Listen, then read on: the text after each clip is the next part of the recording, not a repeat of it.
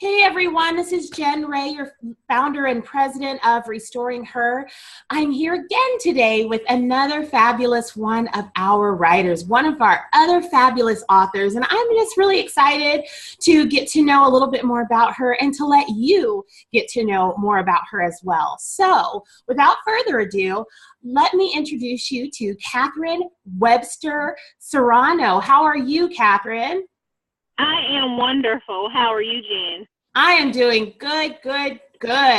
So I'd like to thank you for being a part of Restored by the Pen.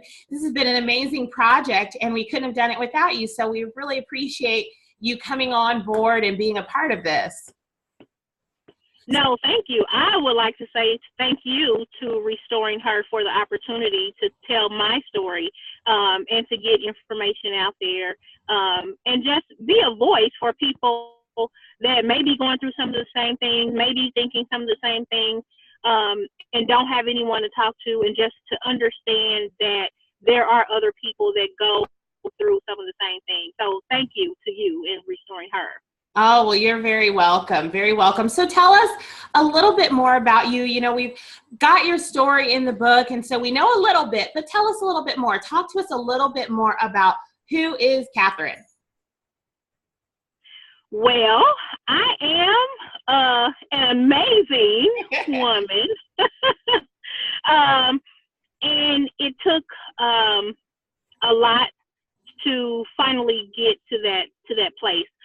So my story in the book talks about me dealing with basically overall just depression, dealing with life, dealing with work and children and health issues, and just being overwhelmed and consumed with so much going on at the same time. And it really overtook me. Yeah. So for me, you know, I'm a young Black woman, and then most of the time in the Black community, we were raised that you didn't talk about things like that. Yeah. We didn't have mental health issues. You know, if something's going on, don't tell nobody outside of this house. You know, you just didn't discuss those things. So it was a lot of, you know, that kind of thing going on. And so just dealing with a lot of depression, a lot of issues. And I have to say that it got the better of me. Wow. It overcame me. It overtook me. It almost made me lose my faith. Yeah.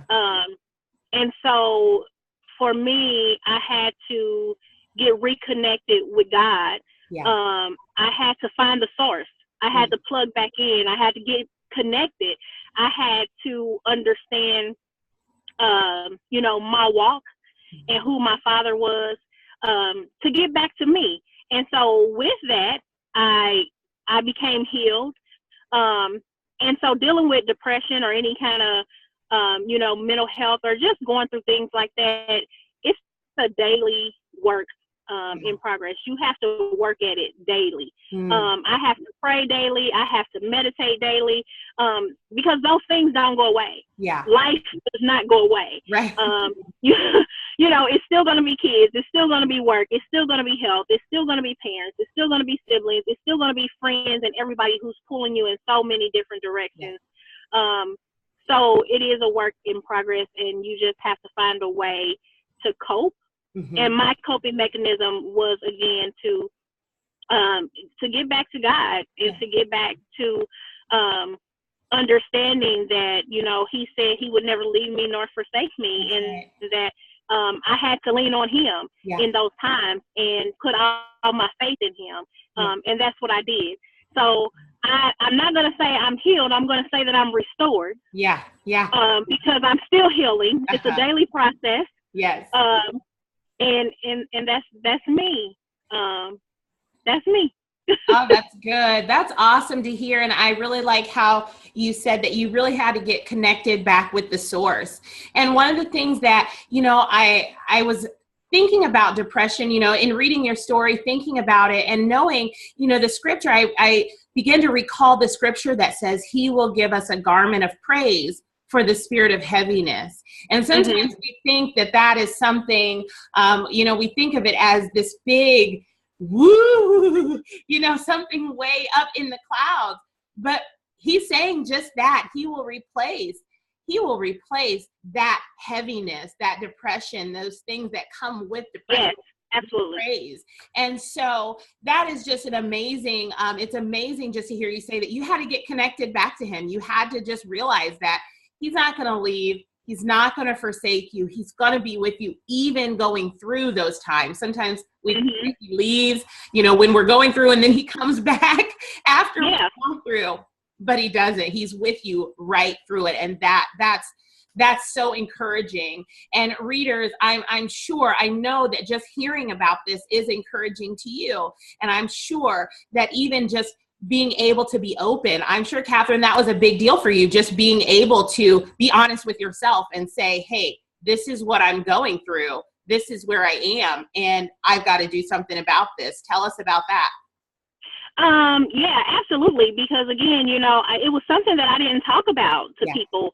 I didn't talk about it with my closest friends. I didn't talk about it with any family. I didn't talk about it with my doctor. Because it was something that I was dealing with internally, and it got so bad that it got to the point where I was having suicidal thoughts. Wow. And I just didn't feel comfortable talking to anybody because, I was raised to be the strong one. Yeah. In your family, your circle of friends, sometimes when that's your role and that's your position, you can't show weakness to anybody. Like, you have to be the rock. You always have to be okay. Like, you can't cry. You have to be the strong one. And that was me. Yeah. And so I internalized everything that I was going through, everything that I was feeling, because I didn't have an outlet. Yeah. So in going through that, and then dealing with those suicidal thoughts to the point where I made a plan. It was kind of scary there for a moment. Yeah. And I still didn't tell anybody. I still didn't talk to anybody. But at that moment, I remembered, my little mustard seed of faith. I remembered that, and I started to pray, and I'm like, I know this is wrong. Like, I know, like, I should not be feeling like this, and I know I need help, and I know that there is not a person who can help me deal with what I'm dealing with, because they got their own issues, like, they tell me all their issues. And when I did that, it opened up the doors, and it made me feel a lot better. And then after that, I believe I told one or two people how I felt. And I believe, my part of the story, I wrote that I ended up finding a church home and reconnecting with a pastor and all of that. And it's so funny because the pastor, who I have become very close to, the pastor and the first lady, didn't even know this story. Wow. Until about 2 weeks ago, and I finally told them, because we have this thing called I Love My Church, where we sow into our church every year. And when you sow into your church, then you get up and you tell people why you love your church. And we didn't do it that particular Sunday, but after church in the pastor's office, I said, I'm going to tell you now why I love my church, because I don't want to catch you off guard. And I told him my story. I said, you know what? I have never spoken these words to anyone. Wow. But like you and First Lady and this church actually saved my life, because the week before I found you guys, like, I was contemplating taking my own life. And he was like, what? And I'm like, yeah, like, nobody knows this. And actually, to this day, I've told probably about 3 people. So even when my friends and family read this, they're going to probably be really shocked. Yeah. And they're probably going to freak out, because they all know. But I'm in such a better place now, and I have learned that talking about it also helps, letting go of all of that pain and all of that hurt, and talking about it and not holding it in. Yeah. Releasing it actually helps me. Yeah. So when I talk about it, it's like it chips away at it. Mm-hmm. It chips away of that stone and that wall that was built up. So it's a lot easier for me to say now, because for the longest time, I couldn't even say it out out, because again, I'm like, how are people going to look at me? Yeah. What are people going to think about me? You know, people are going to be like, wow, you know, she was supposed to be this, or she was that, and oh, but look, she's just like this, you know. So I felt that as well. But now it's like it just flows off my tongue. I don't have a problem saying it anymore. You know, it's who I am. It's how I got to be who I am today. You know, it's a part of my life. I've accepted it. I've grown from it. Yeah. And talking about it helps. Yeah. It helps me, and hopefully it'll help others. So, you know what? I'm certain that it will help others. And it's amazing. It's amazing. I'm glad that we had the opportunity to help you, because now you are never going to be able to be silent about it. You know that. You'll never be able to keep silent. No. So it's great that we're able to facilitate you really going ahead and continuing on this path of just talking about this, and, you know, and just continuing to be restored and continuing on that healing process. So now I know that you have some fabulous things that you're doing of your own, especially, and I'm sure that a lot of that has to do with your restoration process and everything that has been happening. So tell us a little bit about what you're doing now, and tell our readers how they can take part in that. Okay. So, because I've had all of these struggles and had to figure out how to manage time and life and work, I feel like I have mastered the art of this. So with that, I have started life coaching, life and relationship coaching, actually. I did some training with Tony Gaskins. I don't know if anybody, or, you know, some people may have heard of him, some people may have not have heard of him. So I did some training with him. So I do life and relationship coaching, specializing in work-life balance, to help people obtain and maintain their life, a healthy life. Yeah. So that they can have it all. I mean, because you can have it all. And in this day and age, especially us women, we do have to go to work. We have to take care of our kids. We still have to be spouses. We still have to be a parent and a child and a sister and aunts and uncles and all of those things. Yeah. Some of us have leadership roles at work. So it can become a bit challenging sometimes. So it's in my heart to help other women to learn how to manage all of that and be stress-free and do it healthfully and be healthy while doing it, to make that happen. And then I also started Girl Talk, the series international, which is a 501c3 nonprofit organization, just to help young women between the ages of 18 and about 35. Basically, just find out who they are and help them get to where they want to be. I know a lot of times some people don't go to traditional college. They don't necessarily, you know, go right out into the workforce, and sometimes they get lost. Yeah.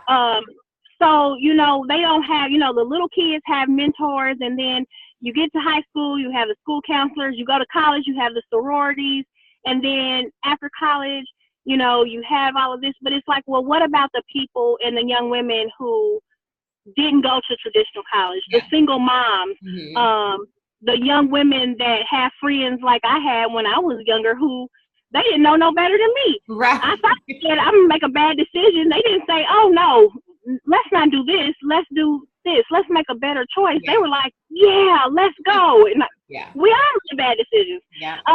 So basically, Girl Talk is designed to meet women monthly, to talk about some of those issues, to help them through education, financial literacy, job readiness, resume building, things of that nature, just to get them back on track if they got off. So that's my heart. That's my passion, both of those things. And I can be reached at info@CATSERRANO, CatSerrano.com, which is also my website, www.catserrano.com. as well as www.girltalkts.com, which is the website for the nonprofit. And I can be reached at either one of those. Awesome. Awesome. Well, there y'all have it. Thank you so much, Catherine. We enjoyed talking to you. It's been a pleasure just to get to know you and to know all the things you're doing. And I hope that some of you will take part in the different things that, that Catherine's offering, because it's wonderful and because you need it. So I hope that you'll take part in all of those things. And don't forget that we have our healing event coming up all across everywhere. They're coming up. They're popping up in different locations, different places. So stay tuned. Stay tuned on our Facebook page, Restoring Her Inc. And you can also go to restoringherinc.com to stay up to date on what we have going on. Once again, this is Jen Ray, your founder and president here at Restoring Her, and we would like to thank you for reading, and we know that you will enjoy this book. So with that being said, have a great night and continue to be restored. Bye.